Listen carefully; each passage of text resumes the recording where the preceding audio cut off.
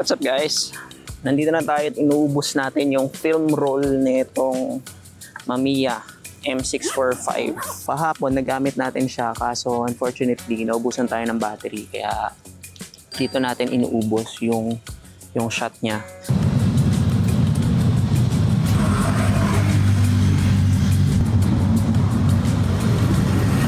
"26 years na expire na to." Ngayon gusto ko lang ipakita sa inyo yung preparation natin para dito sa mga kamerang to. Gusto ko lang ipakita sa inyo yung struggle ng paglalagay ng film.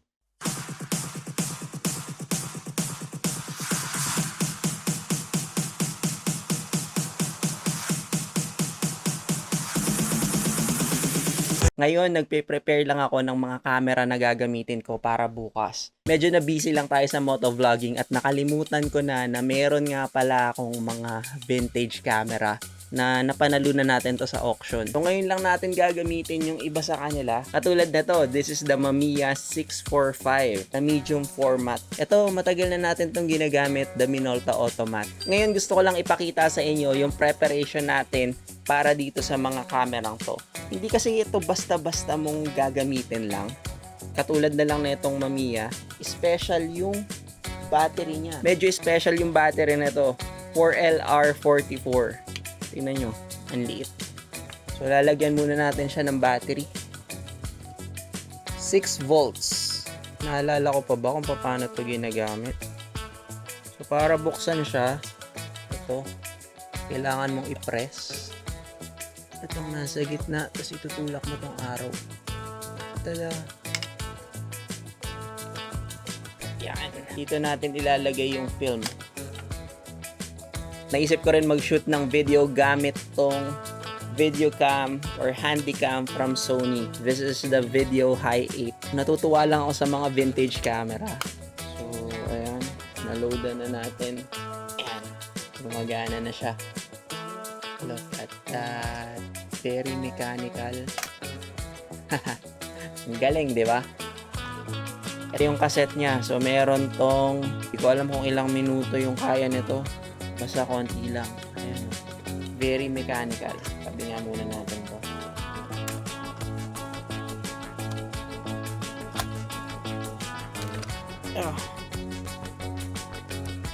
Gumagana na.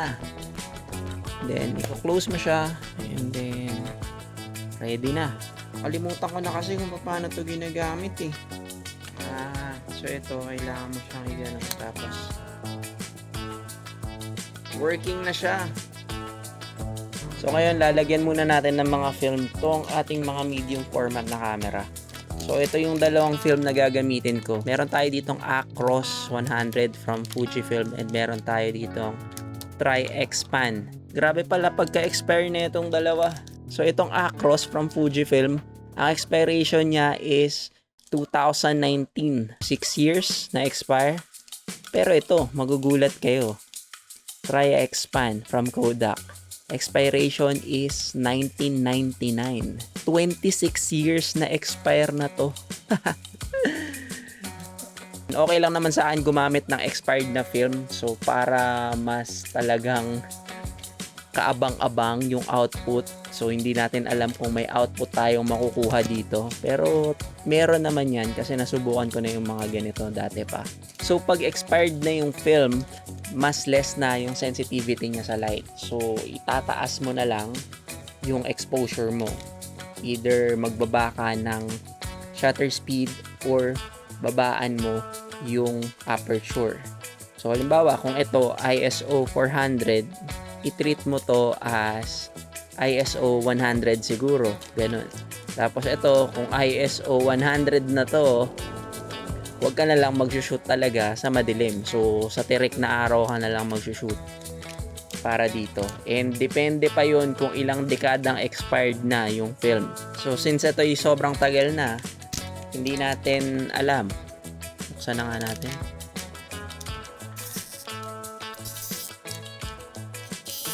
Wow! Uy! Sorry, Minolta.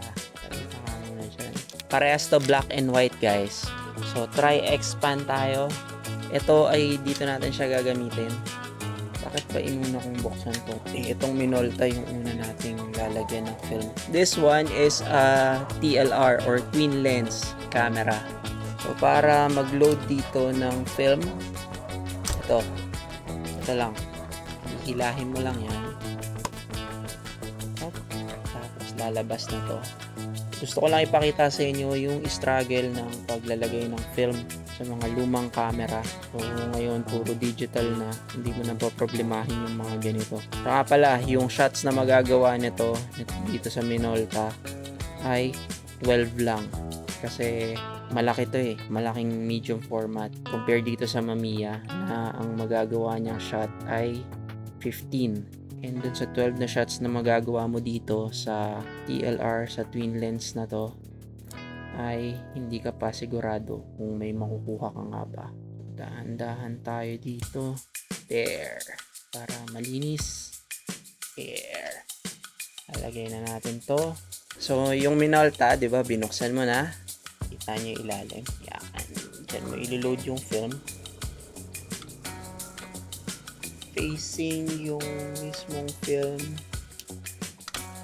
There. Yun. Nag-snap. So, steady na siya dyan. Tapos, itong spool, itong empty spool, lalagay mo yan ngayon dito. Yan na siya. Ilahin mo ngayon to. And, lalagay mo yan dito. O, connect. Ayan na siya. Then, hahanapin mo ngayon yung titingnan mo ngayon kung humihigpit. Saan yan? Kapag hinatak ko to or crinank ko, gumagalaw, di ba? So, hanapin mo yung start and lalagay mo yun sa start. Tapos, isasarado na natin siya. Okay. And then, test. Here. So, ready na si Minolta. Ito naman ngayon. Dito tayo kay Mamiya. Itong Minolta, fully mechanical siya. Wala siyang battery. Wala siyang kahit ano. Talagang super vintage camera. So, this is the Minolta Automat 1939. 1939 pa tong model na to. Ito, 1960s ata. 70s. Somewhere ganun. So, nakalabas na pala yung ating cassette. So, ilo-load naman natin dito itong Acros. So, baka makalimutan ko pala to. Ito natin yan. Neopan Acros. So, dahil ito ay 6 years pa lang na expired, compared dito na 26 years, mas madaling tanggalin yung tape niya. Ito, dito natin ito ilalagay. So, start. Itong may start. There. Dali na siya. Dali. Tama. Then, lagay natin yan. Paano nga ba to? Iikutin ko ba siya? Somehow maayos naman. And one way lang yung pag-ikot sa kanya. So, hahanapin lang natin yung start netong film. Tapos, itatapat natin siya dito sa may start. Yun. Kita nyo ba? Start. So, tatapat ko lang yan dito sa start. Nasa start na siya. Kita nyo ba? Hawakan natin dito sa dulo. Then, ilo-load na natin. Press. There. And close. Nasa S na. So, hindi tayo magkiklik kasi sayang. Labas na natin to gagamitin. So, hindi ganun kaganda yung lens nito kasi medyo madumi. Merong mga fungus. Pero carry lang. Kasi ang habol natin ay composition. Diba? Sobrang hassle. So, ano ba nakalagay dito? Acros. Pwede kong ilagay itong Acros dito. Natin baka makalimutan ko baka mapagpalit ko sila. So at least alam ko na Acros yung nakalagay dito. Ilagay natin yung Acros. So ready na to. Ready na rin to.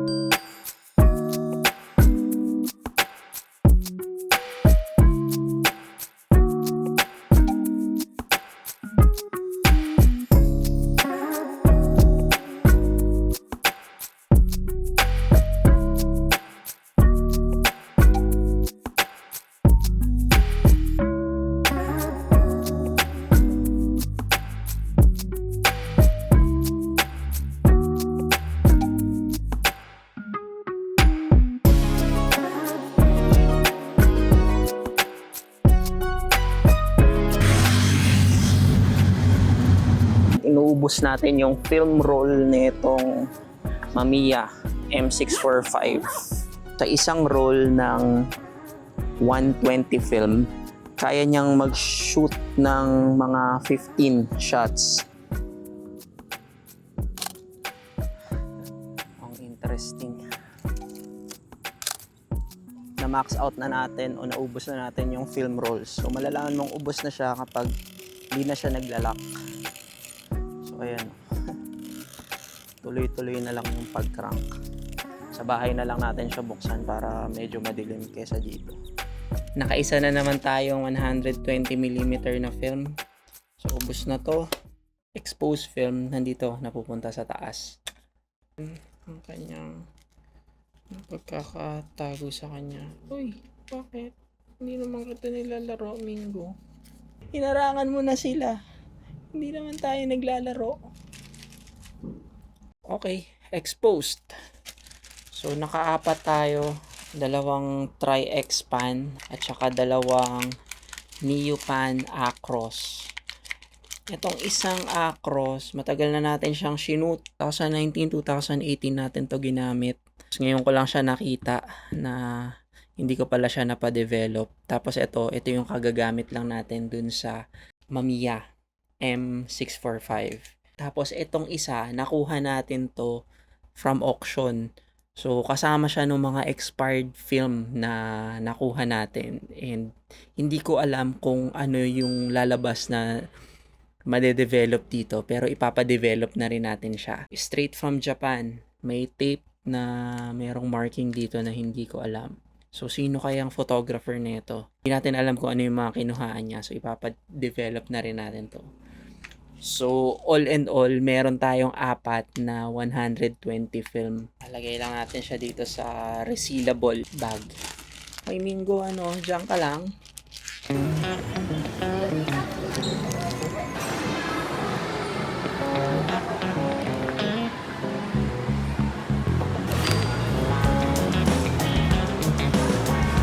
Tapos na natin ipaprocess itong mga film rolls natin sa Photoline.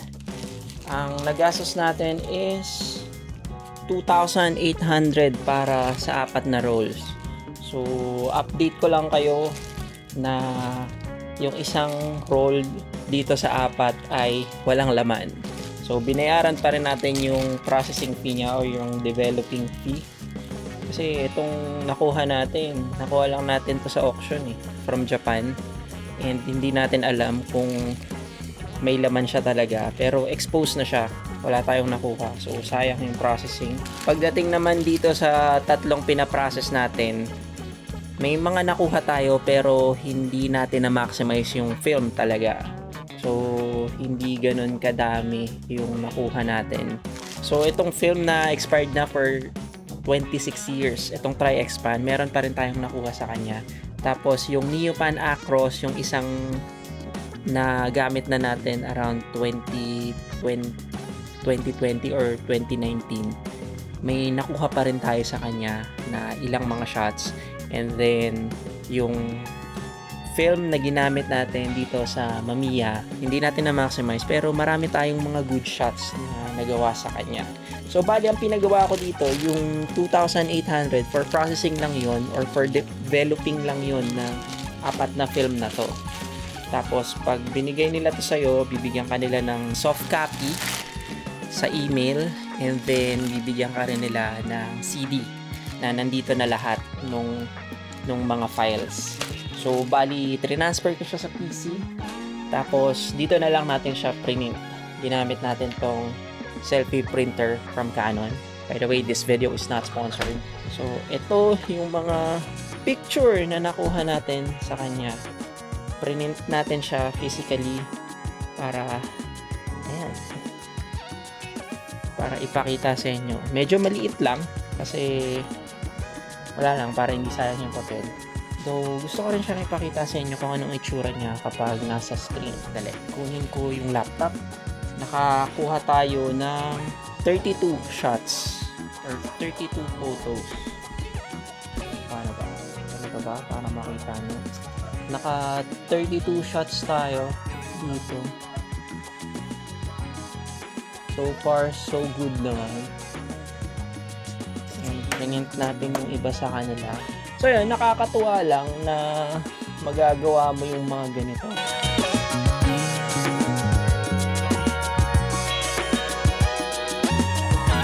Nakakatuwa na kahit lumang-luma na sila, kaya pa rin nilang makakapture ng moments or memories. And sila talaga yung pinagmulan ng mga digital cameras natin. Though minsan hindi mo mamamaximize yung film, so parang sayang. Pero okay lang, charge it to experience kasi nasanay tayo sa digital photography. Hindi kagaya noon talaga na kada shot talaga iisipin mo. Ngayon kasi sa akin sa experience ko sa kanila, may time na parang masasanay ka or parang magiging complacent ka na sa tingin mo kaya mo nang makuha yung shot ng hindi iniisip mabuti kung ano yung exposure na gagamitin mo, yung exposure triangle, yung shutter speed, ISO, and yung aperture. Though sa film kasi fix yung ISO kasi nakadepende siya sa film kung ano yung sinaksak mo sa kanya, pero minsan makakalimutan mo yun na parang yung nakalagay nga palang ISO sa kanya is ISO 100. Minsan makakalimutan mo yun na hindi ka pwede basta-basta magtaas ng shutter speed kasi limited lang yung ISO mo. Pero overall, the experience using these cameras is nakakatuwa.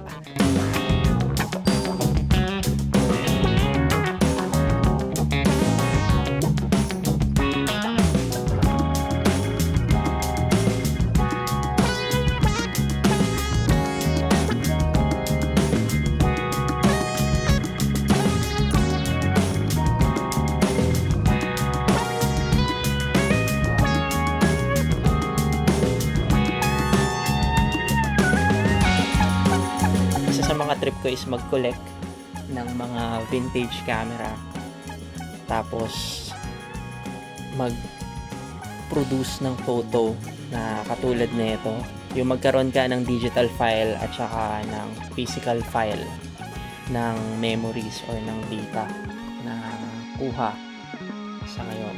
So gusto nyo ba gumawa pa ako ng mga somehow ganitong content? So, comment nyo naman sa baba kung ano yung masasabi nyo dito sa content natin today. Matagal ko nang ginamit yung ibang mga shots dito sa film na to. Matagal ko na yung niload yung roll. Matagal na rin natapos yung processing or yung developing ng photos. Katunayan, nag-iba na nga yung setup ng studio natin bago ko matapos itong video na to or itong last clip na kailangan natin para dito sa buong content. Medyo matagal at mabusisi yung proseso ng paggawa ng mga ganitong klaseng content, kaya I will really appreciate na kung magsusubscribe kayo at maglalike kayo sa video na to. Comment na rin kayo kung ano yung masasabi nyo or yung gusto nyong sabihin. Let's build a photography community na nagtutulungan, sharing ng experiences and yung thought process about sa photography. So, yun lang muna guys para sa mahabang video na to. Thank you guys for watching and please don't forget to like and subscribe. Once again, my name is Hate. See you in the next video. Mabuhay!